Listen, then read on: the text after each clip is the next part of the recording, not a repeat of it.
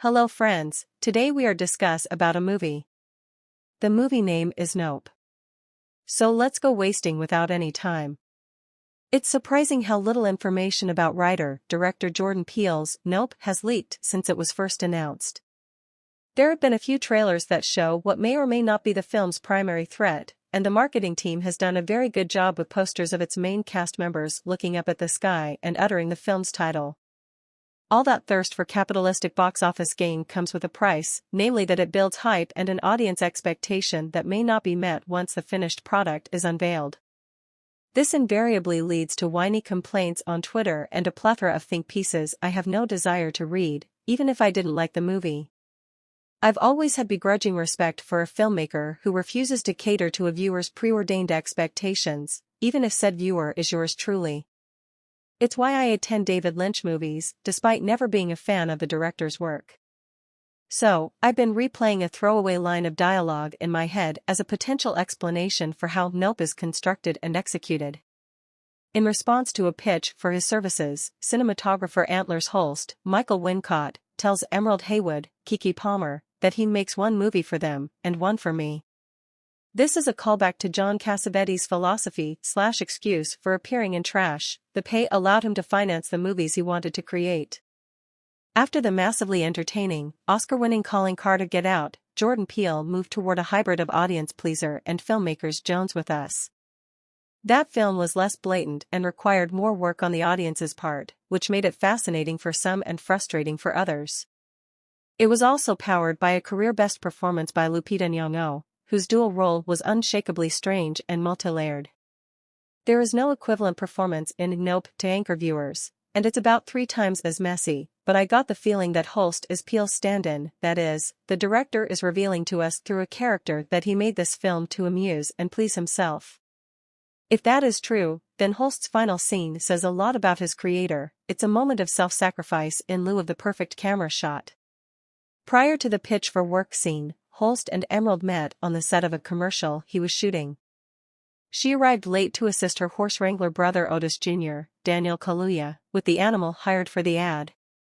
That shoot goes awry, but not before Peele drops some breadcrumbs that will lead viewers through the forest he's built for us to get lost inside. He also includes a nice cameo from nighttime soap opera legend Donna Mills.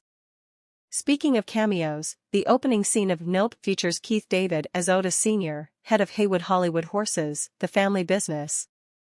The Haywoods' ancestors were the first black stunt people and animal wranglers in Hollywood, going back to the earliest days of movie making. That seems like an extraneous detail, but nothing is truly extra in a Jordan Peele movie. The rest of the cast features Stephen Ewan as Jupe, a barker who runs an alien-based carnival of sorts out in the same middle of nowhere the Haywoods have their ranch, an angel, Brandon Perea, a techie specializing in surveillance equipment he sells out of a Best Buy clone called Fry's.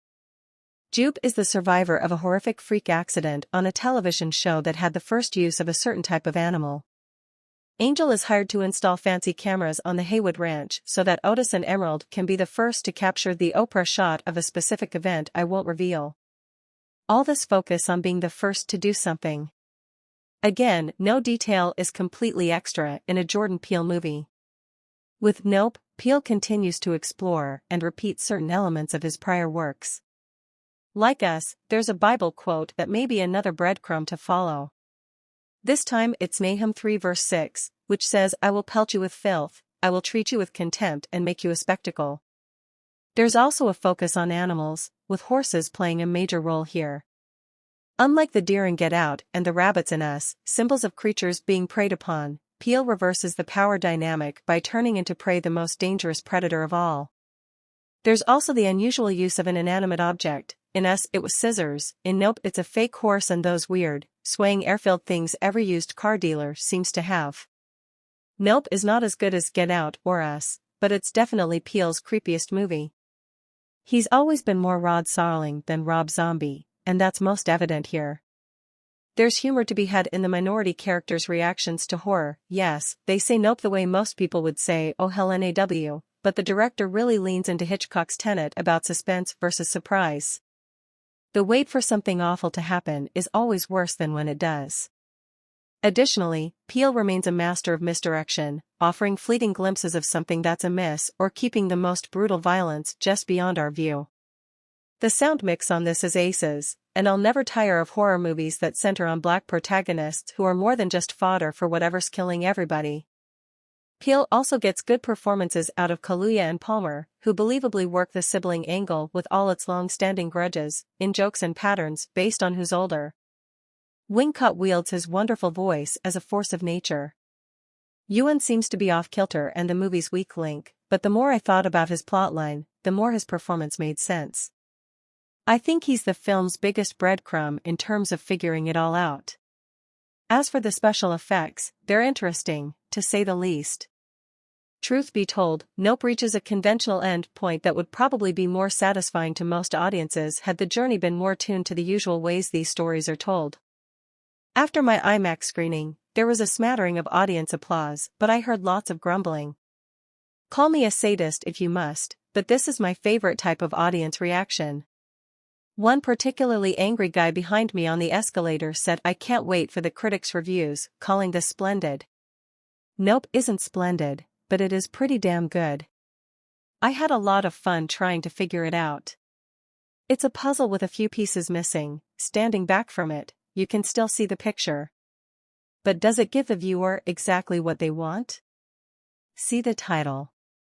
So until today. See you again in a new video. Till then, everyone will be healthy and God bless you.